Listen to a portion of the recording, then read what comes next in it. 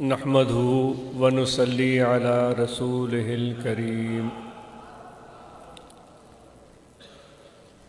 أما بعد فأعوذ بالله من الشيطان الرجيم بسم الله الرحمن الرحيم إنا عرضنا الأمانة على السماوات والأرض والجبال فأبين أن يحملنها وأشفقن منها وحملها الإنسان صدق الله مولانا العظيم وقال الله تبارك وتعالى في شان حبيبه بسم الله الرحمن الرحيم إن الله وملائكته يصلون على النبي يا أيها الذين آمنوا صلوا عليه وسلموا تسليما اللهم صل على سيدنا ومولانا محمد وعلى آله وأصحابه أجمعين.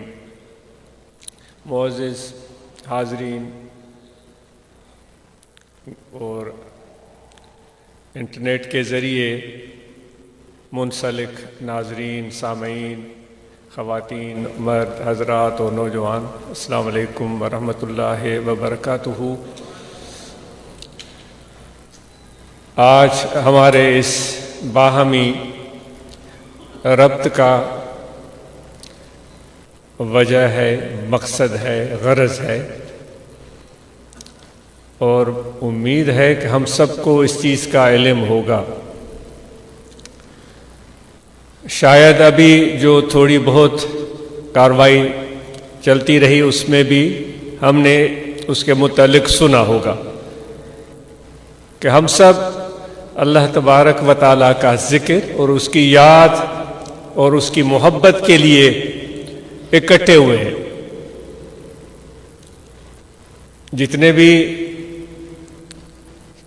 موجود حاضرین ہیں یا دور دراز علاقوں میں بیٹھنے والے ہمارے احباب، تو یہ ہماری چاہت ہے. انسان ایک عجیب تخلیق ہے اللہ تبارک و تعالیٰ کی کہ اس کے خیالات اور سوچیں یکساں شاید کم ہی رہتی ہے، بدلتی رہتی ہے. دوسرے الفاظ میں کہیں کہ جب ہم دعا بھی کرتے ہیں تو دعا بھی ہماری بدلتی رہتی ہے، کیونکہ ہمارے مقاصد اور اغراض اور جو چاہتے ہیں وہ بھی بدلتی رہتی ہیں. یہ تو اس وقت ہم یہ کہہ رہے ہیں کہ اللہ تعالیٰ کے ذکر اور اس کی یاد کے لیے ہم جمع ہوئے ہیں، زبان سے کہہ رہے ہیں، اور دل میں اور ہمارے ذہن میں کیا چیز ہے وہ ہر ایک شخص خود جانتا ہے. کم از کم اتنا یقین ہے کہ ہم سب کے ذہن اور قلب میں کوئی ایک چیز ہو، یہ آسان بات نہیں ہے. اگر ایسا ہو جائے پھر تو سبحان اللہ، کیونکہ اللہ تعالیٰ خود فرماتا ہے کہ جب مختلف شکلوں، ذاتوں، قوموں، قبیلوں والے لوگ، رنگ و نسل کے لوگ ایک جگہ جمع ہوں اور ان سب کا مقصد ایک ہو، لا یریدون الا وجہہ، اور کچھ بھی نہیں چاہیں، صرف میری رضا چاہیں، یعنی کہ ایسی صورت زبانی کلامی تو ہم قائم کر کے دکھا سکتے ہیں، لیکن دل کی کیفیت کیا ہے تو اس چیز کو آپ خود جانتے ہیں. یہ تو ہماری چاہتے ہیں، یہ ہمارے سوچیں ہیں، یہ ہماری دعائیں ہیں، یہ ہمارے خیالات ہیں جو ہر روز بدلتے رہتے ہیں. گاہے چنی گاہے چنا، کبھی اوپر کبھی نیچے، کبھی کچھ، کبھی تولا کبھی ماسا. ایسے آدمی، ایسے لوگ جو اس معاملے میں اعتدال کا راستہ پکڑتے ہیں وہی تو کامل ہوتے ہیں. اور یہ چیز اتنی آسان نہیں ہوتی. لیکن آپ سے ایک سوال ہے کہ ہماری یہ چاہتیں اور خیالات اور دعائیں تو مختلف شاید ہوں، لگتا ہے ایسا ہے، واللہ عالم. ہمارے خیالات، ہماری چاہتیں، ہماری دعائیں، ہمارے غرض، ہماری غایتیں ایک جگہ بیٹھے ہیں، ایک حلقے میں بیٹھے ہیں، ایک طرف متوجہ ہیں، ایک گفتگو سن رہے ہیں، پتہ بھی ہے کہ اس محفل کا انعقاد کا غرض اور مقصد کیا ہے، لیکن آپ نے وہ بات نہیں سنی۔ بہاؤالدین نقشبند رحمۃ اللہ تعالی علیہ جب حج پر گئے تھے تو فرماتے ہیں ہم نے طواف کرتے ہوئے ایک حاجی کو دیکھا جو خانہ کعبہ کے غلاف کو پکڑ کر دعائیں کر رہا تھا، یا رب اے میرے پروردگار، اے میرے پروردگار۔ تو کہتے جب ہم نے اس کے دل کی طرف توجہ فرمائی تو ہمیں علم ہوا کہ اس کا دل وہاں موجود نہیں تھا، اس کا دل اللہ تعالیٰ کی بارگاہ میں موجود نہیں تھا، اس کا دل خانہ کعبہ کے قریب نہیں تھا، اس کے دل میں پیچھے کے خیالات، کام، مصروفیتیں، جو اپنی دنیاوی ضرورتیں تھیں وہ اس کے دل میں پھر رہی تھی۔ خواجہ بہاؤالدین رحمۃ اللہ تعالیٰ علیہ جن کی نسبت سے ہم نقشبندی کہلواتے ہیں، وہ کہتے ہیں ہمیں حیرت ہوئی کہ اے میرے رب، اے میرے خدا، اے میرے اللہ، اتنا قریب آ کر بظاہر تیرے گھر کے پاس بیٹھ کر بھی تجھ سے اتنا دور ہو سکتا ہے۔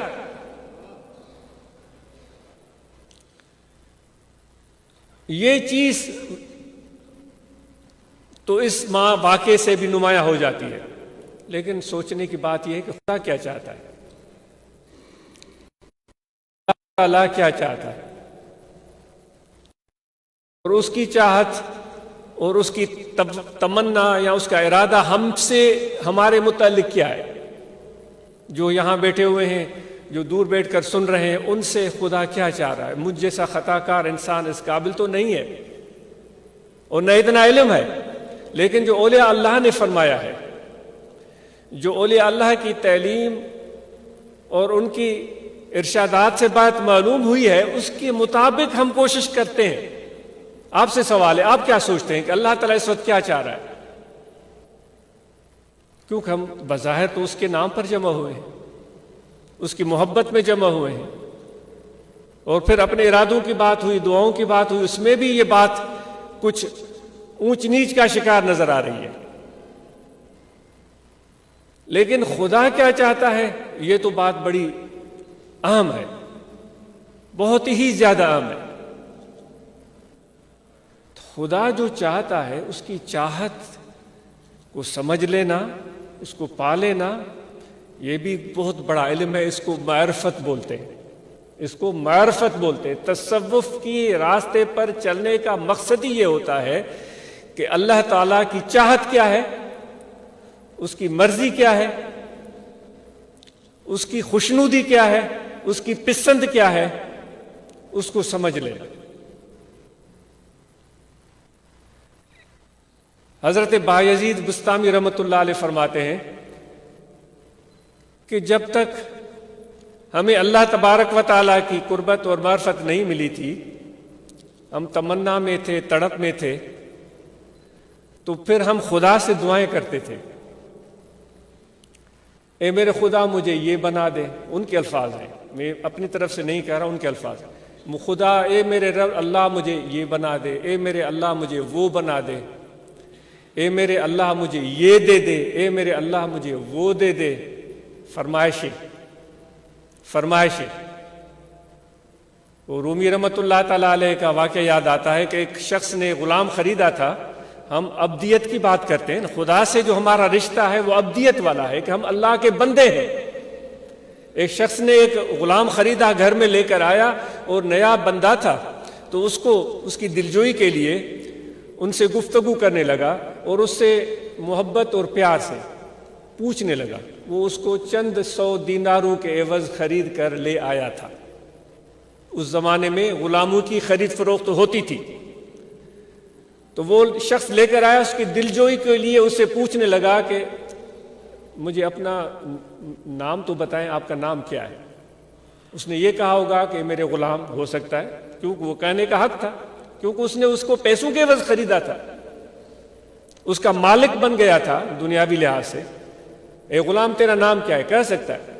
تو وہ غلام تھوڑی دیر خاموش رہا اور اس نے کہا کہ اے میرے آقا، میرا نام وہ ہے جس نام سے تو پکارے۔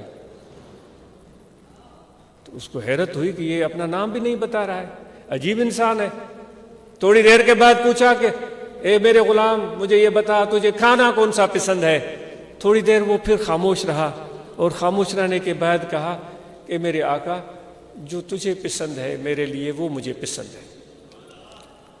اب تھوڑا اس کو ناگوار گزرا کہ یہ سیدھی گفتگو نہیں کر رہا ہے. پھر تیسری بات اس نے پوچھی کہ تجھے کس لباس کس رنگ کے کپڑے چاہیے اے میرے غلام. تو اس نے پھر تھوڑی دیر کے لیے توقف کیا, سوچا اور پھر عرض کیا کہ میرے آقا جس رنگ کے آپ پہنائیں گے وہ مجھے پسند ہے. تو اس کے آقا اس کا مالک ناراض ہو گیا, اس کو کہنے لگا تو 2 ٹکے کا غلام میں ابھی خرید کر کے لایا ہوں, تو مجھ سے اس طرح بات کرتا ہے. میں تجھ سے تیری پسند پوچھتا ہوں, تیرا نام پوچھتا ہوں, تیرا طعام پسندیدہ پوچھتا ہوں, تیرا پسندیدہ لباس پوچھتا ہوں, تو مجھے اس طرح کہتا ہے کہ یہ جو تجھے پسند ہو جو تجھے پسند ہو, یہی جواب ہوتا ہے. تو غلام کی آنکھوں میں آنسو آ گئے. اس نے کہا میرے آقا جب میں غلام ہوں, میں عبد ہوں, آپ میرے آقا ہیں, تو مرضی آپ کی چلنی چاہیے, میری مرضی نہیں چلنی چاہیے. اگر میں اپنی مرضی چلاؤں کہ مجھے یہ طعام چاہیے, مجھے یہ لباس چاہیے, مجھے یہ چیز پسند ہے, تو عبدیت کی بندگی کے یہ بات سراسر خلاف ہے. سمجھ رہے ہیں آپ؟ تو اللہ تبارک و تعالی ہم سے کیا چاہتا ہے؟ ہم اس سے عبدیت کا رشتہ جوڑے بیٹھے ہیں. اور جس طرح حضرت بایزید بستامی رحمۃ اللہ علیہ فرماتے ہیں, پہلے ہم یہ دعا کرتے تھے اے میرے مولا مجھے یہ بنا دے, اے اللہ مجھے وہ بنا دے, اے اللہ مجھے یہ دے دے, اے میرے اللہ مجھے وہ دے دے. وہ فرماتے ہیں. پھر کہتے ہیں کہ جب ہم خدا کے قریب ہوئے اور خدا کی پہچان ملی, تو پھر ہم اللہ تعالیٰ سے کہنے لگے کہ پروردگار تو میرا ہو جا, اے میرے رب تو میرا ہو جا, پھر میرے ساتھ جو تو چاہے وہ کر, میرے ساتھ جو تو چاہے وہ کر, لیکن تو میرا ہو جا. یہ سوچنے والی بات ہے. یہ واقعہ واعظ نصیحت کا ایک لذت کے لیے نہیں ہے, یہ غور و فکر کے لیے. تو میرے دوست وہ جو بایزید کہہ رہے ہیں جو تو چاہے وہ میرے ساتھ کر, لیکن تو میرا ہو جا. وہ عربی میں کہتے ہیں ملہ المولا فلہ الکل, جس کا رب اس کا سب. جو اس وقت میں نے آپ سے سوال پوچھا تھا, آپ نے ضرور دل میں یہ بات رکھی ہوگی کہ خدا کیا چاہتا ہے. جو ناقص علم ہے, جو میں نے پڑھا ہے یا دیکھا ہے, خدا صرف یہ چاہتا ہے کہ تم میرے قریب رہو, بس میرے پاس رہو, میرے در پر رہو, میرے بارگاہ میں رہو. اے میرے پروردگار میں تو بڑا گناہگار ہوں, میں نے تو نمازیں بھی نہیں پڑھی, میں نے تو روزے بھی رکھے نہیں, میں نے تو ظلم کیے ہیں, میں نے تو چوری کی ہے, میں نے تو ڈاکہ ڈالا ہے, میں نے تو بڑے برے کام کیے ہیں. اللہ تعالیٰ فرماتا ہے تو جیسا بھی ہے تو میرا ہے, میری بارگاہ میں آ جا, میرے پاس آ جا. اے پروردگار میں تو ایمان سے اپنے آپ کو خارج سمجھ رہا ہوں, میں تو مسلمانی کی حقیقت جو ہونی چاہیے وہ میرے اندر اس کی بو بھی نہیں ہے. اللہ تعالیٰ فرماتا ہے اگر تو اسلام سے نکل بھی گیا ہے تو بھی میرے پاس آ جا. لا تقنطوا من رحمت اللہ ان اللہ یغفر الذنوب جميعا. اللہ تعالیٰ خود اعلان کرتا ہے میری رحمت سے کبھی بھی مایوس نہ ہو. یہ کوئی انسان کی دربار نہیں, کوئی بادشاہ کی دربار نہیں, کوئی وزیر کی, وڈیرے کی, یا کسی طاقتور انسان کی, کسی چودھری یا کسی پیر یا کسی بڑے نامدار کی درگاہ نہیں. یہ میری درگاہ ہے, اس کا شان ہی نرالا ہے. کبھی بھی میری رحمت سے مایوس مت ہونا. تم جیسے بھی ہو میرے قریب رہو, میری درگاہ میں رہو, میری بارگاہ میں رہو. تو یہ صرف ایک کام ہم کرنا چاہتے ہیں. اللہ تعالیٰ جی جو چاہ رہا ہے کہ میرے قریب رہو, بس یہ کام ہمیں کرنا. اور پھر ہمیں مرشد نے کیا بتایا, جیسے ہی تم ذکر کرو گے تو اللہ تبارک و تعالیٰ کی بارگاہ میں تم یاد کر دیے جاؤ گے. یاد کون ہوتا ہے؟ وہی ہوتا ہے جو قریب ہوتا ہے. تو اس لیے سب سے پہلی بات یہ ہے کہ ہم اللہ تعالیٰ کی اس پسند کو اور چاہت کو سمجھنے کی کوشش کریں کہ جو بھی حال ہے، جیسا بھی حال ہے، ہم اس کی بارگاہ میں رہیں، اس کے حضور میں رہیں۔ اور اس کا حضور کیسے ملے گا؟ جو خدا سے پیار کرتے ہیں، جو خدا کو پہچانتے ہیں، جو اللہ سے محبت کرتے ہیں، جب ان کے قریب آ جاتے ہیں تو ہم خدا کی بارگاہ میں پہنچ جاتے ہیں۔ تو اس لیے یہ صحبتیں، یہ طریقت، یہ تصوف، یہ محبت، یہ ادب، یہ اس لیے ہوتا ہے۔ جتنے بھی ہم احباب یہاں بیٹھے ہیں، آپ اور ہم سب کو معلوم ہے کہ اس وقت ہمارا یہ خطہ سندھ، بلوچستان، کچھ پنجاب کے علاقے کس مشکل صورتحال سے دوچار ہیں۔ اس کا تذکرہ ہم تقریباً ہر روز یہاں سنتے تھے۔ دوست تقریباً گزشتہ کچھ دنوں میں تشریف لاتے رہے اور وہ بتاتے رہے کہ ہمارے علاقے میں اس طرح کی صورتحال ہے، اتنا پانی آ گیا، اتنے گھر ڈہ گئے، اتنے لوگ بے سر و سامانی کے عالم میں ہیں، ان کے جانور مال مویشی مر گئے، ان کے بچوں کی وفات ہو گئی، ان کے کھیت کھلیان وہ پانی کی زیادتی کی وجہ سے وہ ان کی فصلیں برباد ہو گئیں، اور وہ بیچارے اس عالم میں ہیں کہ یہ بھی سننے کو ملا یہاں قریب کا واقعہ، کنڈیارو کے قریب کا واقعہ، کہ اس قدر پانی تھا ہر طرف کہ اس قسمہ پرسی میں بچے کی وفات ہو گئی، اور ان بیچاروں کو تدفین کی جگہ نہیں مل رہی تھی کیونکہ ہر طرف پانی ہی پانی تھا۔ اس بچے کی قبر کیسے کھودیں، اس کی تدفین کیسے کریں؟ ہر طرف پانی ہی پانی تھا۔ جس طرح حاجی جاتے تھے سمندر کے ذریعے حج کے لیے، تو جب ہمارے حضرت بھی گئے تھے تو انہوں نے بھی یہ بتایا تھا کہ جب حضور سنا سے رحمۃ اللہ تعالیٰ علیہ کہ ہم حج پر گئے تو راستے میں ایک عازمین حجاج میں سے ایک شخص کا انتقال ہو گیا، تو فرماتے ہیں ان کا جنازہ ہوا اور پھر اس کو سمندر برد کر دیا گیا، پانی میں اس کو ڈال دیا گیا۔ وہ میں نے بچپن میں یہ بات سنی تھی، میرے لیے ایک بڑی اچنبھے کی بات تھی۔ تو یہاں ایسا ہی عالم تھا، اتنا پانی تھا کہ ان کے لیے تدفین کی جگہ میسر نہیں تھی۔ تو جماعت کے احباب آج مل جل کر اس پر غور و فکر کر رہے ہیں کہ ہم اس صورتحال میں ان متاثرین کی کیسے مدد کر سکتے ہیں، اور ہم سب اپنی طرف سے جو بھی کر سکتے ہیں اس معاملے میں کسی پس و پیش سے کام نہ لیں۔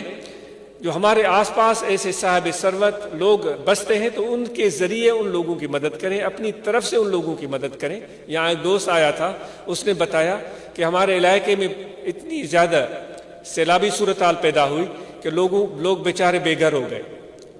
ہم نے ان کو کسی جگہ پر صاحبان فراہم کیا، سرکاری بلڈنگ تھی یا کوئی پرائیویٹ بلڈنگ تھی، ان کو صاحبان فراہم کیا، پھر ان کو کھانے پہنچائے۔ پھر میں نے دیکھا کہ 10-15 دن گزر گئے ہیں، بیچاروں کے لیے کوئی روزگار کا موقع ہی نہیں بن رہا ہے۔ حالات ہی ایسے نہیں ہے کہ وہ جائیں اور کچھ محنت مزدوری کریں اور اپنے لیے کچھ روزی روٹی کما سکیں۔ تو اس کے دل میں یہ احساس پیدا ہوا کہ میرے گھر کے اندر گندم پڑی ہوئی ہے۔ ہمارے دیہات کے لوگ ہم سب ایسے ہی کرتے ہیں، جب گندم کا فصل پک کر تیار ہوتا ہے تو پھر پورے سال کی گندم لے کر گھر میں رکھتے ہیں کہ بھئی ہمیں درمیان میں کبھی بھی کہیں ضرورت خریدنے کی نہ پڑے۔ تو وہ کہتے ہیں کہ میں نے جا کر اپنے گھر کے اندر چیک کیا، وہ سال کی گندم موجود تھی، میں نے اس گندم میں سے وافر مقدار جتنا بھی مجھ سے ہو سکا وہ نکالا، اپنی بیوی سے مشورہ کیا، اپنے بچوں سے مشورہ کیا، وہ گندم لے کر میں ان کے پاس گیا کہ آپ کما نہیں سک رہے ہیں تو یہ گندم آپ کے لیے حاضر ہے، آپ جائیں اور اس کے ذریعے اپنی بھوک مٹائیں، اپنی ضرورت پوری کریں۔ یہ تو میرے نبی علیہ الصلوۃ والسلام کا بتایا ہوا طریقہ ہے، یہ آپ صلی اللہ علیہ وآلہ وسلم کی تربیت تھی۔ صحابہ کی یہ کیفیت تھی، وَيُؤْثِرُونَ عَلَىٰ أَنفُسِهِمْ وَلَوْ كَانَ بِهِمْ خَصَاصَةٌ، کہ وہ خود ضرورت مند ہوتے تھے، خود بھوکے ہوتے تھے، لیکن حضور علیہ الصلوۃ والسلام کے جانثار صحابی اپنی ضرورت کو بھلا کر، اپنی بھوک کو بھول کر اپنے بھائیوں کو کھلاتے تھے۔ حضور علیہ الصلوۃ والسلام کی خدمت میں ایک شخص آیا تھا، تو آپ صلی اللہ علیہ وآلہ وسلم نے اس کی مہمانی کرنا چاہیے، کیونکہ آپ بڑے مہمان نواز، بڑے سخی، ان سے بڑھ کر تو کوئی مہمان نواز اور سخی نہیں ہوا۔ تو گھر سے معلوم کروایا، گھر سے جواب آیا کہ گھر میں کچھ بھی نہیں، بلکہ اتنے دن ہو گئے ہیں کہ گھر کا چولہا بھی گرم نہیں ہوا ہے۔ تو آپ صلی اللہ علیہ وآلہ وسلم نے صحابہ کی طرف دیکھا، اس مہمان کی طرف فرمایا کہ یہ ہمارا مہمان ہے، آج اس کی کوئی میزبانی کرے گا ہماری طرف سے، کہ وہ گھر سے صورتحال سامنے آ گئی کہ کوئی چیز کھانے کے لیے نہیں ہے۔ تو ایک صحابی کھڑا ہوا، اس نے عرض کیا یا رسول اللہ صلی اللہ علیہ وسلم یہ سعادت مجھے عطا فرما دے۔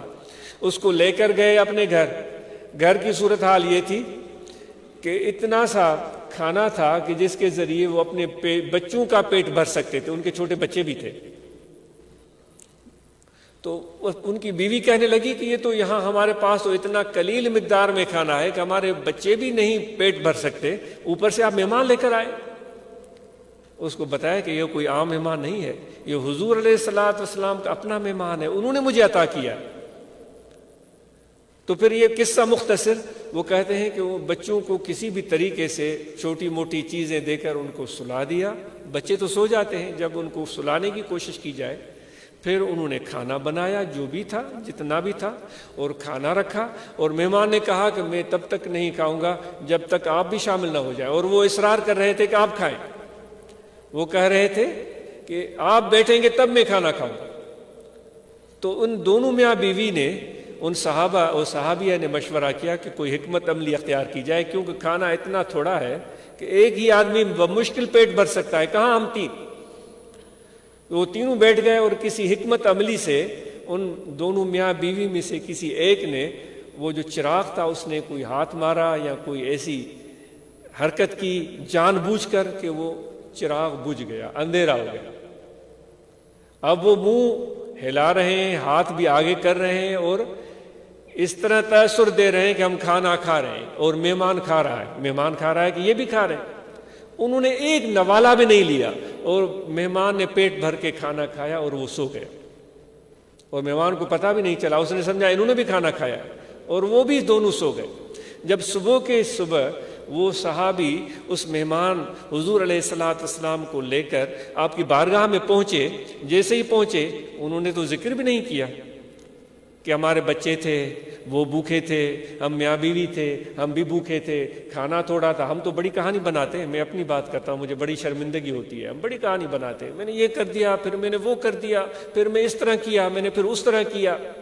وہ بڑے ادب سے، خاموشی سے، یہ آداب نبوی تھے، مہمان کو پہنچایا، بڑے خاموشی سے بیٹھ گئے۔ اتنے میں اللہ تعالیٰ کی طرف سے جبرائیل امین یہ آیت کریمہ لے کر نازل ہوئے کہ اے میرے نبی، تمہارے دوست تو اتنے پیارے ہیں، اتنے اچھے ہیں، وہ خود بھوکے سو جاتے ہیں، مہمان کو کھلا دیتے ہیں۔ حضور علیہ الصلوۃ والسلام یہ آیت کریمہ صحابہ کو سناتے بھی ہیں، اور اس اپنے دوست سے پوچھتے بھی ہیں کیا ایسا ہوا ہے؟ تو وہ صحابی اپنی اس مہمان کے سامنے اس چیز کا اظہار نہیں کرنا چاہتا تھا، لیکن خدا کی طرف سے اعلان ہو گیا۔ یہ کتنی بڑی بات ہے، ہمارے لیے یہ بڑی بات ہوتی ہے کہ ہمارے پیٹھ پیچھے ہمیں کوئی اچھے لفظوں میں یاد کرے۔ کہتے ہیں کہ بھئی اگر آپ کے اوپر صاحبان ہے، گھر میں کھانا ہے، لباس پہننے کو ہے، آپ کا اخلاق اور عادات اچھے ہیں، لوگ آپ کے پیٹھ پیچھے آپ کی شکایت نہیں کرتے، تو یہ بھی اچھی بات ہے، یعنی آپ ٹھیک جا رہے ہیں۔ لیکن اگر آپ کے پیٹھ پیچھے آپ کو اچھے الفاظ میں یاد کرتے ہیں، بھئی وہ سخی ہے، وہ مہربان ہے، وہ بڑا اچھا انسان ہے، درد مند دل رکھتا ہے، تو کہتے ہیں یہ انسان کی کامیابی ہے، یہ ایک انسان کی کامیابی ہے۔ اور چجائے وہ اعلان ایک انسان نہیں کر رہا ہے، اللہ تعالیٰ کی طرف سے اعلان ہو رہا ہے کہ یہ انسان جو ہے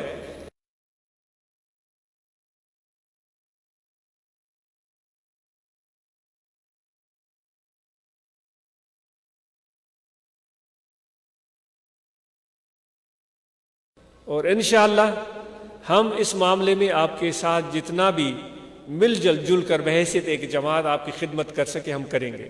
لیکن آپ کے لیے یہ پیغام ہے کہ اللہ تبارک و تعالی ان لوگوں کو پسند کرتا ہے جن کی ہمتیں بلند ہوتی ہے۔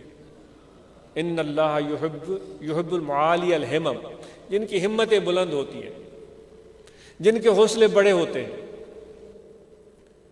جو کبھی بھی نہیں گھبراتے، جو خدا پر بھروسہ کرتے ہیں، جو اپنی ہمت پر بھروسہ کرتے ہیں، جو مشکل ترین صورتحال میں بھی ڈٹ جاتے ہیں اور اپنی ہمت اور حوصلہ سے اس مشکل کو، اس مصیبت کو شکست دے دیتے ہیں۔ تو آپ نے اپنے رب پر بھروسہ کرنا ہے، اپنی ذات کو پوری طرح سے کارآمد بنانے کے لیے محنت کرنی ہے، اپنے فصلوں میں محنت کرنی ہے، اپنے مویشی مال، پانچے مال مویشی میں محنت کرنی ہے، پانچے جانورن میں محنت کرنی ہے، پانچے فصلن میں محنت کرنی ہے، پانچے گھر ٹھائن میں محنت کرنی ہے، پانچے بچن بارن سا گجی محنت کرنی ہے۔ اوہاں کے یہ جو کا نقصان تھی چکو ہے، یا انشاءاللہ انہن صرف 4 مہینن میں یا ود میں ود 1 سال میں ان سجے نقصان کی بھرپائی کرنی ہے۔ ان متاثرین کے ہتے اچے ہتے اسپیکر لاؤڈ اسپیکر تے بھی بدھائنو ہے تو سائیں اساں جو ایڈو نقصان تھیو ہوयो، لیکن الحمدللہ اللہ جے مہربانی سان، اللہ تعالیٰ جے فضل سان اساں محنت کئی، اساں کوشش کئی، فصلن میں محنت کئی، اساں ہر ہلایو، اساں ٹریکٹر ہلایا، پانچے جانورن میں محنت کئی، انہن جے کاروبار میں محنت کئی، پانچے گھر ٹھائن میں ہمت کئی، حوصلے سان کم ورتو۔ اج اساں جو گھر بھی ٹھئی ویا، اج اساں جا جانور بھی آہن، اساں جو فصلوں بھی، اساں جا جے زمینوں بھی آہن، وہ خوب سرسبز ऐं شاداب آہن۔ ان سونی ॿुधण जो असांजा कन इंतज़ार कंदा। ऐं बहितरीन मिसाल हूंदो सभिनी माण्हुनि जे आॾो, उठ बांध कमर क्या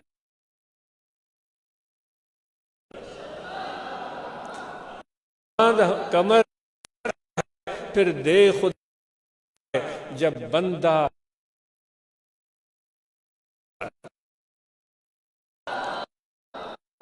बिगाड़ है हिम्मत से खुदा काम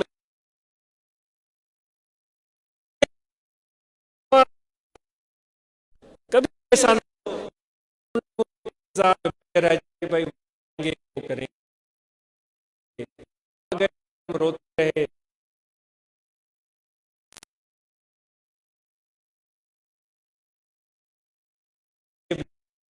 وہ کھڑے تو ان کی قبول کریں، آپ کے لیے یہ مہربانی ہے۔ لیکن ان کے آسرے میں بیٹھ جانا اور رو رو کر اپنی شکایتیں سنانا، یہ چیز اہل ذکر کو زیب نہیں دیتی۔ تو مجھے امید ہے کہ اس چیز کو آپ اچھی طرح سمجھ رہے ہوں گے۔ مرد اور عورتیں کھڑی ہو جائیں اور اپنی کمر باندھ لیں۔ اس بحران سے ہم سب نے مل کر نکلنا ہے، اور حکومت وقت کی ذمہ داری ہے کہ ایسے لوگوں کی مدد کرے۔ حکومت وقت کی ذمہ داری ہے کہ ان کے علاج کا بندوبست کرے۔ حکومت وقت کی ذمہ داری ہے کہ ان کو کھانا فراہم کرے۔ حکومت وقت کی ذمہ داری ہے کہ ان کو صاحبان فراہم کرے، ان کی مشکلات کو آسان کرے۔ حکومت وقت کی ذمہ داری ہے، اور مجھے امید ہے کہ حکومت اپنے اس ذمہ داریوں کو محسوس کرے گی اور اپنے ان فرائض منصبی کو بہترین طریقے سے ادا کرنے کی کوشش کریں گے۔ اگر نہیں کرتے تو پھر یہ اس خدا کے سامنے بارگاہ میں جواب دہ ہوں گے۔ حضرت امیر عمر فاروق رضی اللہ تعالیٰ نے قحط پڑ گیا تھا تو آپ کو رات کو نیند نہیں آتی تھی۔ حضرت امیر عمر فاروق رضی اللہ تعالیٰ نے نیند نہیں آتی تھی، اور کھانے میں پھر آپ وہی کھانا کھاتے تھے جو سارے آپ کے مدینے یا جو اس علاقوں کے رہنے والے جتنے باسی تھے بلکہ ان سے بھی کم تر کھانا کھاتے تھے۔ تو حکومت وقت کو اچھی مثال قائم کرنی چاہیے اور اپنی ذمہ داریوں کو محسوس کرنا چاہیے، اور ہم نے بھی بحیثیت جماعت اس کام کے لیے سوچا ہے۔ تو بھئی آپ نے باتیں بہت سوچ لیں، جماعت اصلاح المسلمین، روحانی طلبہ جماعت، جمعیت علماء طاہریہ، آپ نے باتیں بہت سوچ لی۔ اب میدان عمل میں اترو اور کچھ دکھاؤ کام۔ ان لوگوں کی کیا مدد کر سکتے ہو؟ دکھاؤ کام۔ اور جنہوں نے پہلے اس معاملے میں قدم آگے بڑھا کر ان کی خدمت کی ہے، ان کو آفرین ہو، ان کو آفرین ہو، ان کو شاباش ہو، ان کے لیے بھی ڈھیر ساری دعائیں کہ اللہ تعالیٰ آپ کو اس کا اجر عظیم عطا فرمائے۔ یہاں یہ جو ایک جماعت کا سلسلہ ہے، جو ایک طریقت ہے، یہ مثل ایک زنجیر کے ہے، جو ایک خوبصورت زنجیر ہوتی ہے نا سونے کی، نیکلس، ایک ہار، اس میں چھوٹی چھوٹی خوبصورت نفیس باریک باریک کڑیاں ہوتی ہیں، وہ کڑیاں کڑیوں سے جڑتی ہیں، اور وہ کڑیاں کڑیوں سے جڑتے جڑتے پھر ان میں ہیرے جڑتے ہیں، ان میں موتی جڑتے ہیں، ان میں لال اور یاقوت جڑتے ہیں، اور پھر وہ نیکلس اتنا حسین بن جاتا ہے کہ دیکھنے والے کی آنکھیں کھیرا رہ جاتی ہیں کہ واہ کیا چیز ہے۔ جب اتنا حسین نیکلس بنا ہے تو وہ چھوٹی چھوٹی زنجیروں کو زنجیروں سے جوڑا گیا ہے، وہ جب جڑ گئی ہیں تب ان کے اندر ہیرے، یاقوت، موتی، ڈائمنڈ وہ ڈال دیے گئے ہیں، ورنہ تو اس میں کبھی بھی نہیں ڈلتے۔ اب ڈال دیے گئے ہیں تو اب اس کا مقام کیا ہے؟ محبوب کی گردن، محبوب کی گردن، اس میں وہ محبوب کی گردن میں وہ آ جاتا ہے تو سبحان اللہ کیا خوبصورت نظارہ ہوتا ہے۔ اے فقیرو، ہم طریقت کی صورت میں بھی ہم ایک چھوٹی چھوٹی کڑیوں کی صورت میں آپس میں جڑے ہیں۔ یہ جڑا اتنا مضبوط ہے کہ پھر تعلق اتنا مضبوط ہے کہ پھر اس کے اوپر اور ہیرے، موتی، لال، جواہر، یاقوت خدا کے فضل و کرم سے لگتے جائیں گے۔ یہ خدمت کریں گے نا آپ، بڑھ کر جب خدمت کریں گے تو یہ اللہ کی طرف سے اس پر یہ موتی، ہیرے، لال، یاقوت جڑتے جائیں گے۔ ایک دن یہ نیکلس مکمل ہو جائے گا، پھر اس نیکلس جماعت ایک ہار کی صورت بن جائے گی، پھر اس کا مقام ہوگا محبوب کی گردن۔ تو اس لیے کبھی بھی اس تعلق کو مت توڑیں، اس تعلق کو جوڑے رکھیں، اور یہ مرشد کامل کی نسبت کی وجہ سے ہوا ہے۔ وہ سنار وہی ہے، کڑو منج کڑے جی لوہار لپیٹیو، مونجو جی جڑے محبوبن سوگو کہو۔ یا شاہ سائیں کے بیت ہیں، میں بہت معذرت خواہ ہوں، الفاظ آگے پیچھے۔ تو جو کڑا کڑے میں جوڑ دیا ہے وہ میرے محبوب نے جوڑا ہے، ہمیں بھی جو جوڑا ہے وہ سنار ہمارے مرشد ہے جنہوں نے ہمیں جوڑا ہے۔ تو جتنا اس چیز کا قدر ہوگا، مرشد کے ساتھ محبت ہوگی، جتنا ادب ہوگا، جتنا احترام ہوگا، جتنا تعلق ہوگا، تو اتنی ہی زیادہ مہربانی اور فیض حاصل ہوگا۔ ورنہ تو اگر وہ ایک معمولی کا سا ایک کڑا اس ہار سے نکل جائے اتنی بڑے حال میں، وہ تو نظر ہی نہیں آئے گا، وہ تو پاؤں تلے کتنے دن پڑا رہے گا۔ اگر ایسے ہی رہا، کسی کے ہتھے چڑھ گیا تو اس کو پتہ بھی نہیں ہوگا کہ یہ کتنا قیمتی ہے۔ اگر وہ جڑا رہے اس ہار میں تو پھر وہ صرف ایک کڑا نہیں ہوتا، وہ ایک ہار ہوتا ہے، ایک نیکلس ہوتا ہے۔ تو ہم جڑے رہیں تو اللہ تعالیٰ وہ جو ہمارے مرشد کامل جو ایک سنار کی صورت میں ہمیں جوڑ رہے ہیں، تو ان کے توجہ اور ان کے فیض باطنی سے، روحانیت سے وہ یہ اور خوبصورت سے خوبصورت ڈائمنڈ اور ہیرے، موتی، لال، یاقوت اس پر لگتے چلے جائیں گے، اور یہ جماعت ایک خوبصورت حسین نیکلس کی صورت اختیار کرتی چلی جائے گی۔ تو اس لیے یہ مرشد کامل کی نسبت کی وجہ سے ہے۔ تو اس محبت کو ہم دل سے محسوس کریں، جہاں بھی فقیر بستے ہوں، مشرق میں ہو، مغرب میں ہو، شمال میں ہو، جنوب میں ہو، اپنے دل کو اپنے مرشد کی طرف متوجہ رکھیں۔ آنکھیں بند کریں تو دل کے آئینے میں محبوب کی تصویر نظر آئے۔ بھلے ہزار لاکھ کروڑ لوگ موجود ہیں، اس کو پتہ ہی نہیں کہ یہ کس ورد میں لگا ہوا ہے۔ مجنوں کو لوگوں نے کہا تھا تنگ کرنے کے لیے، وہ جب ریگزار میں، ریگستان میں بیٹھا ہوا تھا، لوگوں نے اس کو کہا مجنوں لیلا تیرے سامنے کھڑی ہے، مجنوں ہلا بھی نہیں۔ دوسرے نے کہا لیلا تیرے پیچھے سے آ رہی ہے، ہلا ہی نہیں۔ اس نے کہا تیرے دائیں سے آ رہی ہے، اس نے وہ ہلا ہی نہیں۔ اس کا دائیں بائیں سے نہیں ہلا۔ لوگوں نے کہا تیرا دماغ خراب ہو گیا ہے، سارا دن لیلا لیلا کرتا ہے، ہم کہتے ہیں لیلا تیرے سامنے کھڑی ہے، تو آنکھ اٹھا کے بھی نہیں دیکھتا، تجھے ہو کیا گیا ہے؟ تو مجنوں نے کہا تھا کہ لیلا نہ آگے ہے نہ پیچھے، نہ دائیں ہے نہ بائیں، نہ اوپر ہے نہ نیچے، لیلا میرے دل میں ہے۔ تو مرشد کا جو ایک تصور ہے وہ ہمارے دل میں اتنا پکا ہو کہ جب بھی دل کو دیکھیں تو مرشد کا تصور ہمارے دل میں آ جائے۔ یہ طریقت کا ایک مغز ہے۔ تو جتنی یہ مرشد کی محبت اور احترام اور ادب اور تصور شیخ ہمارے دل میں ہوگا، اتنا ذکر میں بھی اضافہ ہوگا۔ ورنہ تو بغیر اس نسبت اور محبت مرشد کامل کی ذکر اتنا فائدہ نہیں پہنچاتا جتنا اس نسبت اور محبت کی وجہ سے ذکر فائدہ پہنچاتا. اگر اس محبت میں کمی آ گئی تو ایک خدا نخواستہ ایسا ہو سکتا ہے کہ وہ ذکر ہی چھوٹ جائے، ذکر ہی چھوٹ جائے.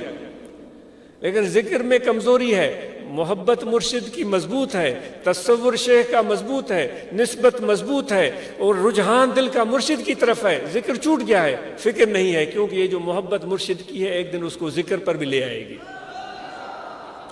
اس لیے ہم اور آپ اس محبت کو بنیاد بنائیں اور ادب اور احترام دل میں مضبوط رکھیں، تو یقیناً انشاءاللہ اس سے دین دنیا کی بھلائیاں اور بہتریاں حاصل ہوں گی.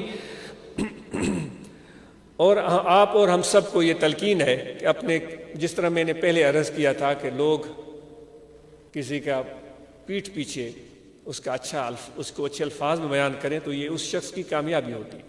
تو اپنے سلوک کو اتنا اچھا بنائیں، اتنا بہترین بنائیں. گھر سے شروعات کریں، اپنے بچوں سے شروعات کریں. گزارش ہے کہ میاں بیوی کا تعلق آپ میں بہترین ہو، ہم ایک دوسرے کو قبول کریں، کیونکہ یہ ایک ایسی چیز ہوتی ہے، جس طرح میں نے عرض کیا تھا نا کہ ہم فرمائشیں کرتے ہیں. وہ بیوی چاہتا ہے ایسی ہو ایسی ہو ایسی ہو ایسی ہو، وہ بیوی چاہتی ہے شوہر ایسا ہو ایسا ہو ایسا ہو. ایسے تصورات ہم باندھتے ہیں کہ اگر ہم اس شخصیت کو ڈھونڈنے نکلیں تو دنیا میں شاید ملے بھی نہ. تو جو میاں اور بیوی ہے وہ ایک دوسرے کو قبول کریں اور دل سے قبول کریں، اور اپنی اس رفاقت کو بہترین رشتے میں تبدیل کریں جس میں اعتماد ہو، جس میں محبت ہو، جس میں عزت ہو. اگر آپ اپنی بیوی کی عزت نہیں کرتے تو پھر کیسے حضور علیہ الصلوۃ والسلام کے امتی ہیں؟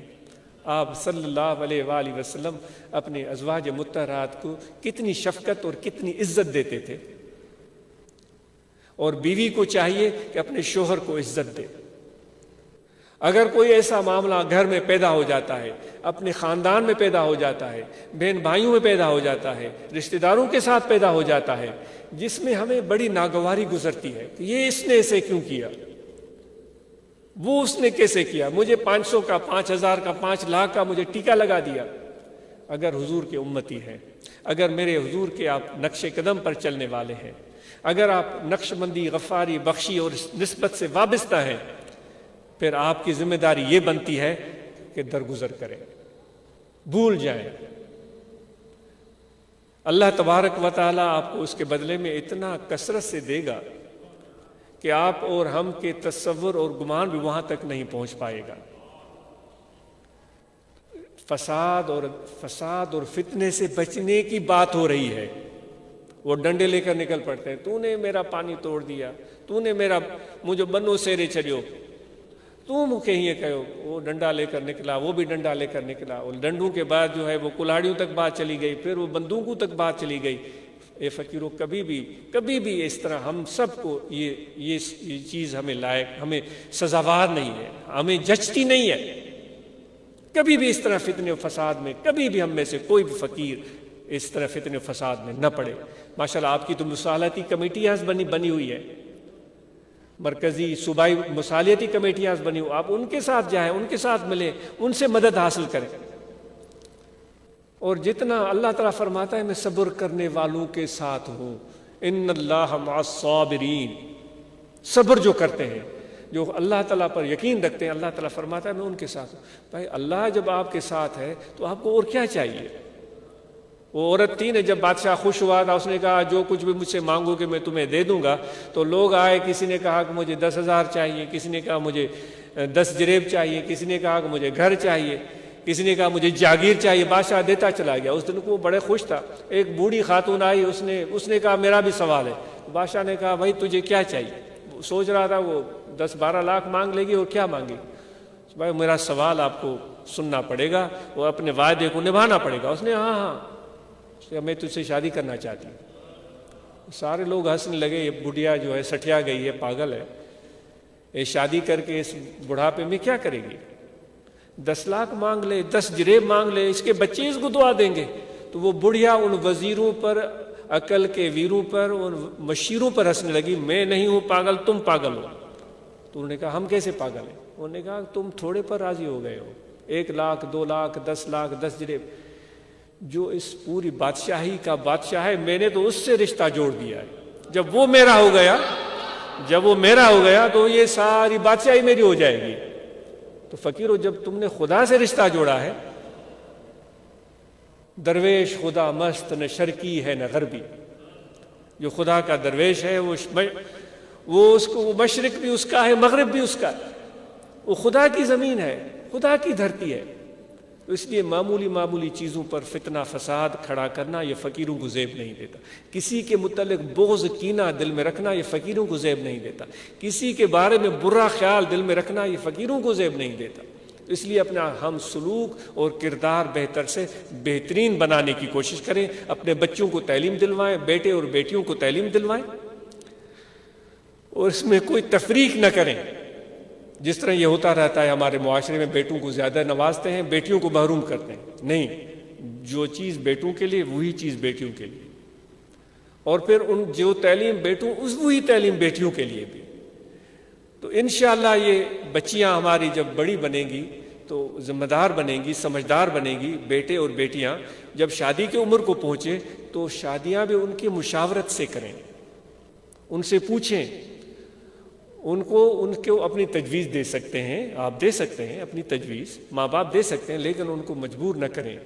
یہ ایک مشورہ ہے، یہ ایک التجا ہے، کوئی حکم نہیں ہے، ایک مشورہ ہے۔ آپ اس پر غور کیجئے گا، اس پر سوچئے گا، تو اس سے آپ کے بچوں کے دل میں آپ کی عزت بڑھ جائے گی، وہ آگے چل کر آپ کو اور زیادہ عزت اور محبت دیں گے۔ اللہ نے پیسے دیے ہیں تو ان کو خرچ کریں، اپنے اوپر خرچ کریں، اچھی چیز پہنیں، مناسب گھر بنائیں، اچھی مناسب گاڑی لیں، مناسب جوتے لیں، اور ان کو ایسے ہی بینک بیلنس کو بڑھانے کے چکر میں مجھے 10 جریب اور چاہیے، 100 جریب اور چاہیے، اور ہے اس کے پاس وہ کروڑوں کی جائیداد، لیکن دیکھیں کپڑے پھٹے پرانے، جوتے اس کے پھٹے پرانے، یہ عجیب صورتحال ہو گئی۔ میں اس کے بارے میں کیا بولوں؟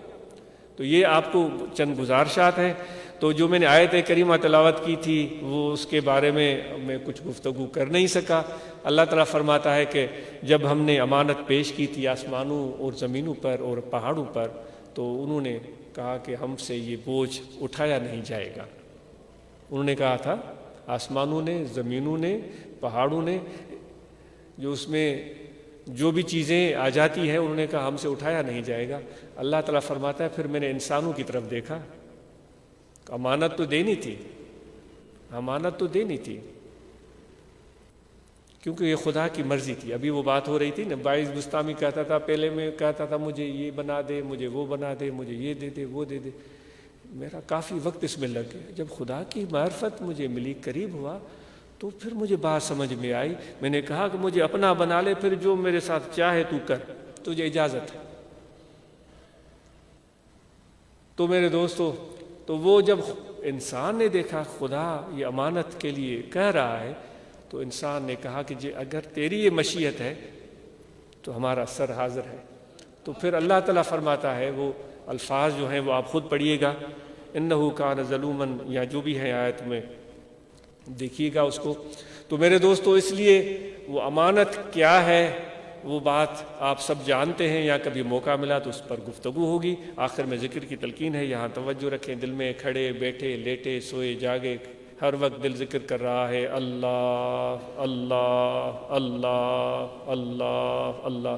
سب احباب کو ذکر کی دعوت ہے، اور کل بھی ذکر کا پہلے بھی طریقہ عرض کیا گیا، دعائیں بھی پڑھائی گئی ہیں۔ انشاءاللہ ذکر کریں، مراقبہ کریں، شجر عالیہ یاد کریں، اور اس کے ساتھ جو ہے وہ ختم شریف پڑھا کریں، اور رابطے میں رہا کریں، ذکر کے حلقے قائم کریں، نماز 5 گانا، اور جو پہلے عرض کیا گیا جو فرائض شرعی ہیں ان سب کا اہتمام ہم کریں۔ رمضان کے مہینے میں روزے رکھنا ہم پر واجب ہے، زکوٰۃ دینا صاحب نصاب پر واجب ہے، حج کرنا صاحب حیثیت پر لازم ہے۔ تو ہم ان فرائض کو پوری طرح ادا کریں، باقی ذکر کریں، مراقبہ کریں، اور نسبت محبت اور ادب مرشد کے ساتھ رکھیں۔ اللہ تعالی ہم اور آپ کو توفیق عمل عطا فرمائے۔ جی کوئی کمی بیشی ہوئی ہو تو معذرت خواہ ہیں، جو انتظامات دوستوں نے کیے ان کے لیے دعائیں ہیں، خیر ہے۔ اور آپ سب احباب آج جو ہے نا ایک کام ضرور کیجیے گا کہ کچھ نہ کچھ جو ہمارے متاثرین ہیں اس کے حوالے سے کچھ فیصلہ کر لیجیے گا، جو بھی آپ کر سکتے ہیں۔ اور دوسرا کام یہ کیجیے گا، مرد اور عورتیں بھی، کہ اپنے ماحول کو، جو ہمارا ماحول ہے، ہمارا گھر ہے، ہماری گلی ہے، ہمارا گاؤں ہے، ہمارا محلہ ہے، اس میں جو گندگی غلاظت کے ڈھیر ہوتے ہیں اس کو صاف کرنے کی ضرور کوشش کیجیے گا۔ 2 دن ہوئے ہیں یہاں ایک شخص نے کھڑے ہو کر تقریر کی تھی، اس کے بعد میں نے عاجز نے اس طرف توجہ دلائی تو اس دوست نے وہاں سے تصویریں بھیجی، اس نے جھاڑو پکڑا ہوا ہے اور وہ اپنے گھر کو بھی جھاڑو دے رہا ہے اور گلی کو بھی صاف کر رہا ہے، کیونکہ اللہ تعالیٰ فرما رہا ہے ان اللہ یحب المتطہرین، جو زیادہ صفائی کا خیال رکھتے ہیں اللہ تعالیٰ ان سے زیادہ پیار کرتا ہے۔ بہت شکریہ۔ جزاک اللہ۔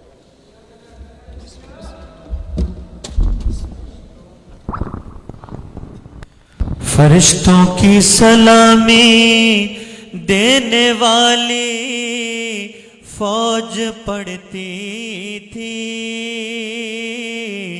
جناب آمنہ سنتی تھی، یہ آواز آتی تھی، یا نبی سلام علیکہ، یا نبی سلام علیکہ، یا رسول سلام علیکہ، یا حبیب سلام علیکہ، یا حبیب سلام علیکہ، صلوات اللہ علیکہ، صلوات اللہ علیکہ۔ رنج و غم کھائے ہوئے ہیں،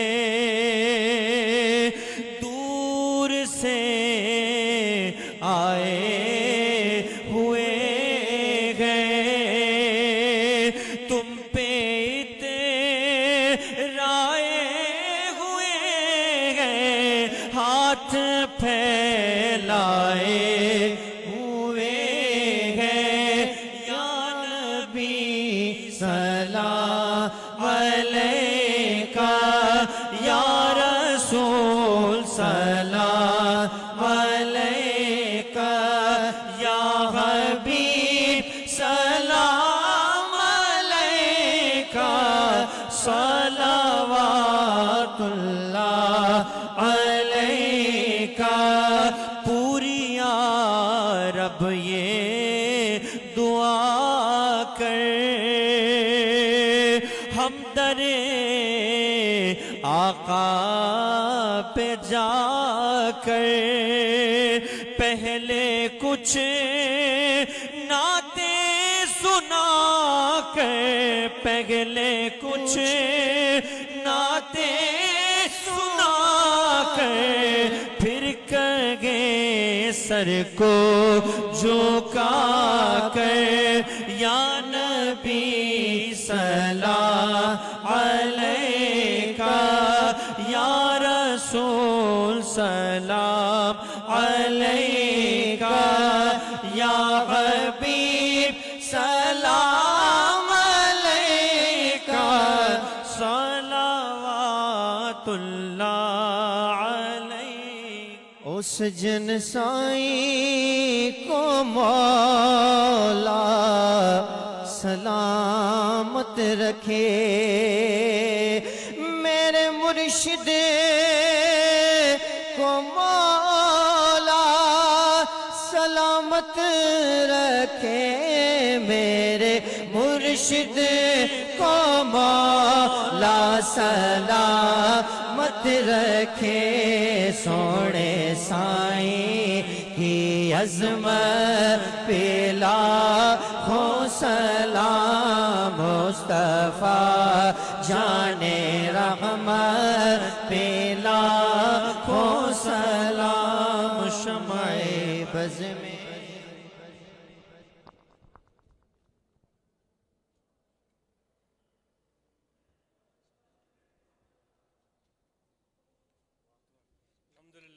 العالمين. اللهم صل على سيدنا مولانا محمد وعلى آله وصحبه أجمعين. اللهم ربنا آتنا في الدنيا حسنة وفي الآخرة حسنة. صلی اللہ تعالی علی خیر خلقہ نور عرشی سیدنا مولانا محمد وعلى آله وصحبه أجمعين برحمتک. آپ سب کا بہت شکریہ. اللہ الله أكبر الله أكبر الله أكبر الله أكبر أشهد أن لا إله إلا الله أشهد أن لا إله إلا الله أشهد أن محمد رسول الله أشهد أن محمد رسول الله حي على الصلاة حي على الصلاة حي على الفلاح حي على الفلاح. الله أكبر الله أكبر لا إله إلا الله.